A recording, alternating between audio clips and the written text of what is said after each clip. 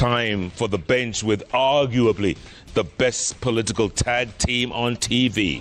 Professor Dr. PLO Lumumba, Dr. Barrack with the 2 R's, Muluka, talking about the state of impeachment, for lack of a better phrase. The state of impeachment. Yes. Barrack. Yeah. Barrack, PLO's last words, and you translated it into Latin, Gachagua's goose is cooked. Yes, I think it was cooked from the very beginning.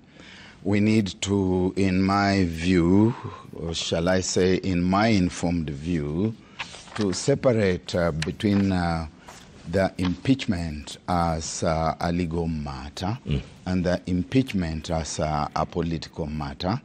And it is clear to me, having observed this from the moment that they got into government, that it's about politics. It's about the hidden hand of his boss. And he knows, even as he has prosecuted his case in the court of public opinion, that there are things which they have said to each other with his boss and which he has not brought into public limelight.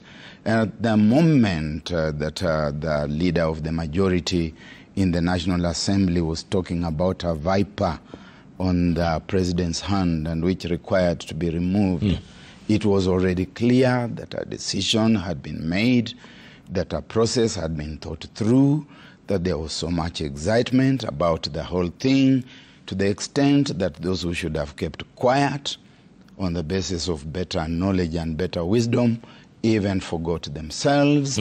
They became the antelopes that danced themselves lame before the dance had begun, to the extent that Speaker of the National Assembly, Moses Masika Wetangula, who was going to preside, who knew that he was going to preside over this process, could not even hold himself together to keep his cool and to wait for the matter to come before him in the House before he could pronounce his position on the matter.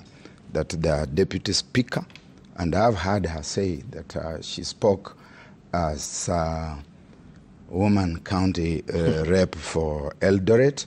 I think that is an exercise in futile semantics. It is clear, and we saw her sit for a moment, hold brief for the Speaker, that she was saying she was going to mobilize, I will personally mobilize the MPs, that the Speaker is the one who is nudging the whips to go out to bring in what he calls the troops. Are your troops in the House? You can now close the door.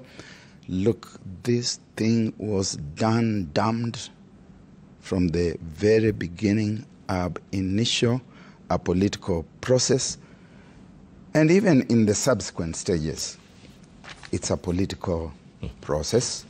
PLO, at a later point, I know you will ask what we think should be done. Yes. And we will say something about that. PLO, real quick. Was this man that unpopular? Because like you mentioned earlier on, the night of the long knives began. The public participation looked like it was pre-arranged, pre-organized. It was choreographed. Everything was in place. It is all choreographed. And what one sees, and I think my friend Barrack has put it very well, it is quite clear that there has been a fallout and that it is now urgent business to get the deputy president off the dinner table, and this is being done at every stage. When you see, for example, the so-called public participation, and you ask yourself how many people are involved to call it public participation. Yeah. Not more than 260,000 Kenyans, and that is even suspect because the entire process may have been rigged in that process. And you can see that is designed to whip up public opinion. You can see that the kind of information that the mover of the motion had, there were different parties working to put that together. And in my view, therefore, what we have seen is that this fallout not only required but demanded that the Deputy Speaker be taken out.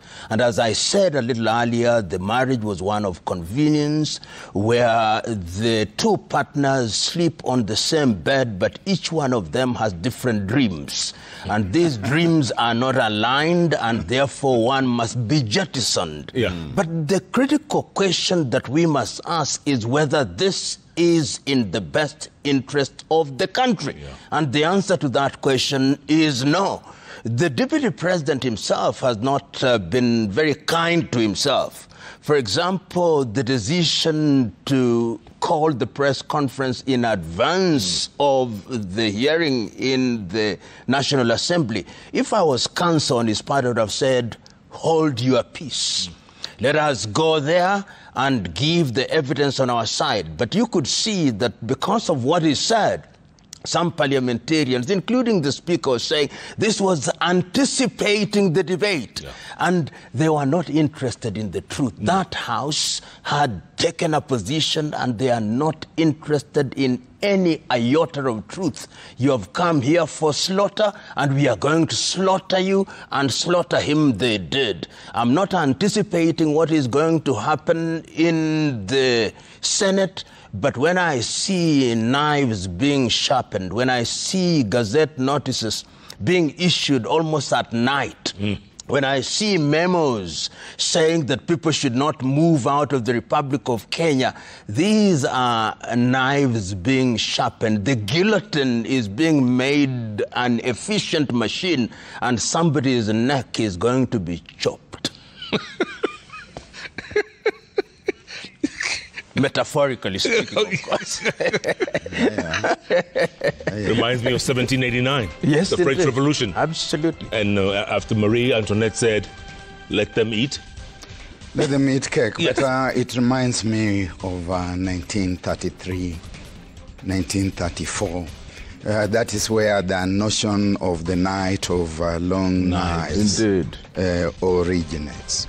And it also reminds me, just hold your thought, of the 12th century Thomas Becket, Murder in the Cathedral. Yes, indeed. Hold that thought. 1933-34, I want you to come back to that. The Night of the Long Knives. I like that. I told you, folks, Kizungu Mingi. No, mawaidha. Si Kizungu. Sio Kiingereza. La hasha. Sio Kiingereza. Kuna hoja. Si Kizungu, ni Kiingereza. Kisomo. Kisomo.